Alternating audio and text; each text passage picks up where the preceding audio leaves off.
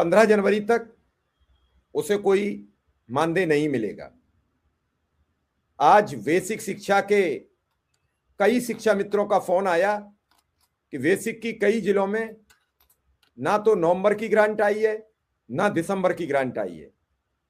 जब दोनों महीना की ग्रांट नहीं आई है तो उनका मानदेय नहीं मिला है। इसको लेकर कई जिलों से अलग अलग शिक्षा मित्रों के फोन कॉल्स आए।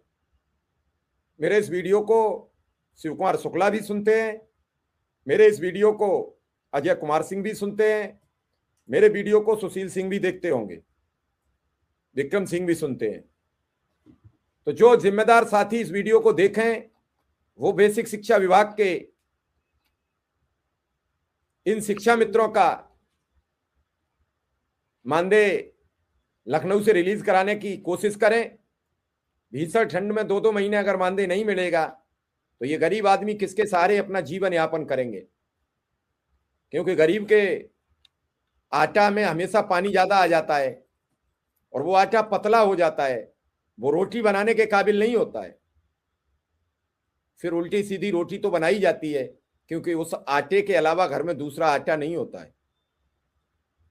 कई चीजें हैं आज के दौर में, बदलती परिस्थितियों में, बदलते परिवेश में शिक्षा मित्र अनुदेशक का ये 2027 का वर्ष कल यानी गुरुवार से प्रारंभ हो चुका है।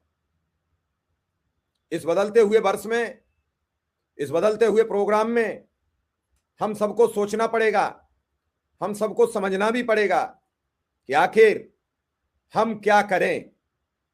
एक बड़ी महत्वपूर्ण बात आपसे यह करनी है कि इस साल आप सबको पहले तो अपने मन में यह ठान लेना चाहिए कि अगर हम सरकार के खिलाफ, सरकार के विरोध में अगर बातें करते रहे तो हम कितने दिन तक लड़ेंगे। 2027 में क्या होगा इसके बारे में हम अभी क्या कह सकते हैं, लेकिन हमारे ही साथी बड़ी तादाद में हमारे ही खिलाफ खड़े हो जाते हैं। ऐसे में हम सरकार के साथ जाकर अपनी मांग है जो मानदेय की, जो सबसे बड़ी हमारी लड़ाई है, उसे पारित कराने में हम सब एक मंच पर आए, हम सब एक जगह इकट्ठे हों, हम सब एक आवाज लगाएं। मानदेय सबसे बड़ी समस्या है। मुख्यमंत्री इस पर अपना अंतिम आदेश सुनाएं, ऐलान करें, जो ऐलान के कगार पर आ चुका है, और इस सब को हम सब मिलकर उस अंतिम मुकाम तक ले चलें जो हमारे जीवन की सबसे बड़ी जरूरत है। आज 25 निकल गई इंतजार में, 24 रही पूरी बेकरार में, तो 26 में आ जाए मानदेय खाते में। अब इसी इंतजार में आपने देखा कि 8 अक्टूबर 2024 से यह सिलसिला थोड़ी गंभीरता में आया।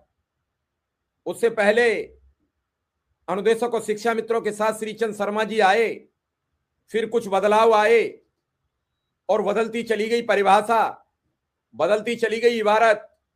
कई लोगों ने श्रीचंद शर्मा जी पर भी कटाक्ष किया, जो उन्होंने खुद प्रोग्राम में आकर स्वीकार किया, कम से कम मुझे वक्त तो दीजिए, आप लोगों के तो वोट भी हमें नहीं मिलेंगे। बड़े खुलेआम ऐसे कहने वाले जनप्रतिनिधि नहीं होते हैं। जनप्रतिनिधि हमेशा अपनी चापलूसी भरी बातें करता है। उसके बावजूद भी उन्होंने खुल के कहा कि आप लोग तो हमें वोट भी नहीं करते हो। लेकिन चूंकि मामला अनुदेशक शिक्षा मित्र के भरण पोषण का है, इसलिए इस मामले को अंत तक हम पकड़ के ले जाएंगे। जो बिगड़ी हुई तस्वीर थी उसे सुधारने का काम किया गया। पहली बार 8 अक्टूबर 2025 को शिव कुमार शुक्ला समेत उन सभी विविध संगठनों के, अभय सिंह थे, गुड्डू सिंह थे, विश्वनाथ कुशवाहा जी थे। उस समय अमरेंद्र दुबे का संगठन नहीं था, अमरेंद्र दुबे उसी संगठन में थे जिसमें विश्वनाथ कुशवाहा थे, और ये सभी संगठन मौजूद रहे। बेसिक शिक्षा मंत्री के साथ बैठक हुई, कई राज्यों के प्रस्ताव मांगे गए, कई प्रपत्र मांगे गए, सभी प्रपत्र प्रोवाइड कराए गए, और उसके बाद ये बैठक और बातचीत का सिलसिला शुरू हुआ। बात आगे बढ़ी। दिसंबर में कुंभ आ गया। कुंभ के बाद जनवरी में मुख्यमंत्री ने ऐलान कर दिया 2025 में कि आपकी स्थानांतरण प्रक्रिया पूरी की जाएगी। उस समय कई शिक्षा मित्र नहीं, कल तक कई शिक्षा मित्रों ने मुझसे फोन पर जमकर बहस की। सब कुछ हो सकता है लेकिन ट्रांसफर नहीं हो सकता है। प्रक्रिया हो गई। आप लोगों को सिर्फ और सिर्फ सवाल खड़े करने होते हैं।